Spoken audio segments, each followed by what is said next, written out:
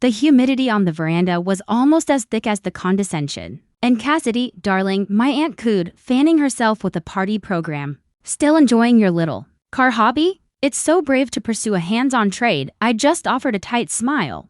Used to being the family's charmingly failed project, the niece with a physics degree, who wasted it tinkering in a garage. My older brother, Preston, the celebrated cardiac surgeon, seamlessly commandeered the attention, discussing his latest research. Then his fiancée, Lena, poised motorsports journalist from Daytona who'd been quietly surveying the scene.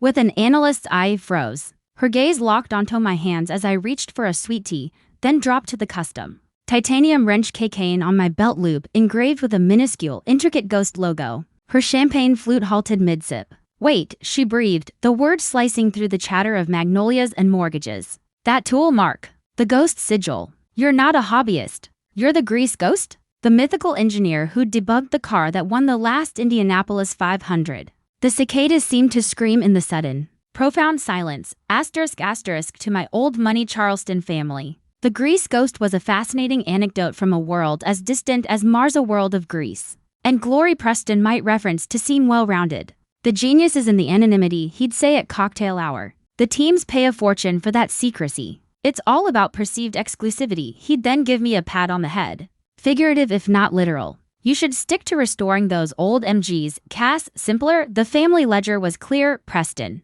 the lifesaver. Cassidy, the grease monkey. Our lives were curated like the family portrait over the mantel. Mother's garden club accolades, father's preserved Civil War desk. Preston's medical awards, all testaments to respectable, visible achievement. My world of schematics and engine blocks had no place here. The only hint was that cocaine, a trophy from solving my first professional-level problem. They didn't know the freelance mechanic work that paid my bills was emergency air and data drops to racing teams across 3 continents. That the modified fuel injection algorithm that stole the victory at Le Mans last year was coded in my home garage at 3 a.m. That the ghost wasn't a myth. She was their daughter, smelling of synthetic oil and hiding her brilliance under a facade of humble toil. Lena was the wild card. She moved with the focused calm of someone who'd spent time in pit lanes, her observations precise, her knowledge deep. During the pre-lunch mingling, I felt her cataloging me, the functional, oil-resistant fabric of my trousers, not a fashion choice. The specific, weathered tan line on my wrist from a mechanic's watch. The way I instinctively noted the uneven idle of a guest's luxury car pulling up the drive. She saw the engineer Preston dismissed as eccentricity, * when talk turned to the recent Indy 500. Preston dismissed the winning team's comeback. Fluke, driver talent, * telemetry analysis says otherwise, Lena interjected, her voice cool. Her eyes didn't leave me. The car was plagued with an undiagnosable throttle hesitation for months. It was fixed 48 hours before the qualifiers by a remote consult. The change was so elegant, so fundamentally simple, it was like a magic trick. In her gaze, I didn't see familial bemusement. I saw a professional recognizing a peer's signature style. The pit wall of my secrecy was about to be breached by someone who could read the race data of my life, * rising action approx. 950 words *. The silence after her question was a vacuum. The clink of ice in glasses stopped. My mother's gracious hostess smile remained uncomprehending. My father adjusted his bow tie. Preston laughed first, a sharp, dismissive bark.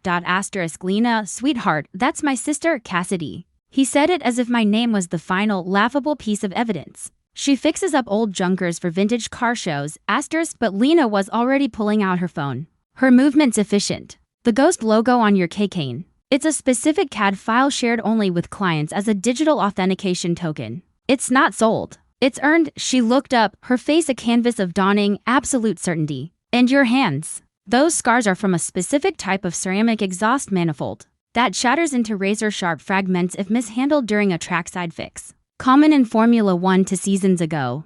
The grease stains are from a proprietary high-temp synthetic blend used by exactly 3 teams. * I felt the weight of the family gaze, a tangible pressure. The humble cocaine was now a damning piece of evidence. * Cassidy? My father asked, his baritone voice uncharacteristically thin. * The double life. I'd built a fortress to protect my professional credibility. And my family from the frenzy of my secret world crumbled under the scrutiny of one woman who spoke the language of torque and telemetry. Yes, I said, the word feeling like a pressure valve releasing. I'm the grease ghost. * Preston stood so fast his wicker chair rocked. You cannot be serious. Prove it right now. Asterisk she doesn't need to, Preston, Lena said, her tone factual, leaving no room for debate. I have the leaked but verified invoices. The retainer fee for the indie fix alone was 6 figures, paid to a blind trust.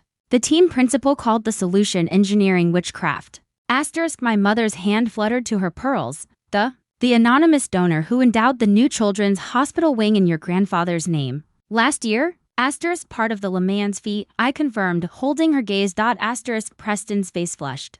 The unshakable hierarchy, the brilliant doctor, and the wayward mechanic was imploding. So what? You're some back alley gearhead for rich boys playing with toys. I save lives, You've been lying. Living in that shack, letting us subsidize you while you're sitting on a gold mine. He was reframing my autonomy as deceit, my success as a personal betrayal. Asterisk his words landed because they contained a twisted truth about the lie, though not its intent. I looked at my parents. Their shock was curdling into something more complex, the hurt of exclusion. From a major part of their daughter's life. Asterisk you want proof? I said, my voice low and steady. Not of the money. Of the work. Asterisk I didn't lead them to my phone. I walked through the crowd of bewildered relatives. Across the manicured lawn and to the detached, weathered carriage house that served as my garage and sanctuary. I punched a code into a modern keypad they'd never noticed on the old door. Asterisk inside was not a dusty hobby shop. It was a compact, climate-controlled engineering lab. One wall held a digital drafting station with multiple monitors streaming real-time data from several ongoing projects. The other was a pristine workshop with tools worth more than Preston's car. A holographic engine schematic hovered over a central table. On the wall hung a framed, autographed photo of the Indy winning car inscribed, "To the Ghost." The only voice in my ear that never fails. Champions because of you. Asterisk my family crowded the doorway. Their elegant attire stark against my world of polished metal and data streams. Asterisk you asked for proof. Preston, I said, my fingers flying across a touchscreen. I pulled up a complex 3D model of a hybrid power unit. This is the throttle-by-wire system that was failing for the Indy team. Everyone looked at the software. I zoomed into a microscopic, machined component. The problem was a 25-micron wear pattern on this actuator arm, causing a capacitance bleed no diagnostic could catch. I had them scan it, model it, and machine a corrected part. I brought up the before and after data streams. This is the hesitation. This is the fix. Asterisk I turned to my parents. I didn't tell you because this world. It's ruthless. It's corporate espionage, relentless pressure, and a media circus. The donation wasn't charity. It was my way of honoring Granddad from a distance, without dragging the Vance name through the paddock gossip. The hobby was my firewall. I wasn't hiding from ambition. I was hiding my work to protect the quiet you all love. Asterisk Preston was silent, staring at the flowing data, a language of physics and material science he respected but did not command. The scale and precision of it dwarfed the biological systems he mastered. Asterisk my mother stepped inside, her eyes not on the tech, but on the battered coffee mug from my undergraduate university, the ergonomic mat, the undeniable reality of a world-class intellect at work in her backyard. All this time, we thought you were just playing. We thought you needed saving. Asterisk no, Mom, I said, the final guard down. I was working. I was just winning races you never knew I was in. Asterisk. The aftermath was a recalibration, not a revolution. Asterisk Preston left first, muttering about a patient callback. The unspoken competition that had defined us now rendered obsolete. My parents stayed for over an hour, asking tentative questions about aerodynamics and fuel cells. They were slowly downloading the manual for the daughter they'd just discovered. Asterisk Lena was the last to leave the garage. I breached confidentiality, she said. Number apology in her voice, just statement. In my world, sourcing the truth is the job. But your world operates on secrecy. Asterisk you saw the engineer, I replied. A genuine smile touching my lips for the first time all day. Not the sister, not the charity case. The engineer. Thank you for that. Asterisk the following weeks established a new, delicate status quo. The carriage house door remained closed, but its true purpose was now an open secret. Conversations with my father shifted from gentle career suggestions to fascinated queries about carbon fiber composites. My mother stopped sending me links to stable interior design courses. Asterisk Preston and I didn't speak for a week. Our first contact was a terse text about a misplaced family heirloom. His second message was a link to a medical journal article about the physiological stresses of elite motorsport. With the note, potential for collaborative research on G-force trauma mitigation, it was, in his language, a white flag and a handshake. Asterisk the greatest change was internal. The exhausting cognitive dissonance vanished.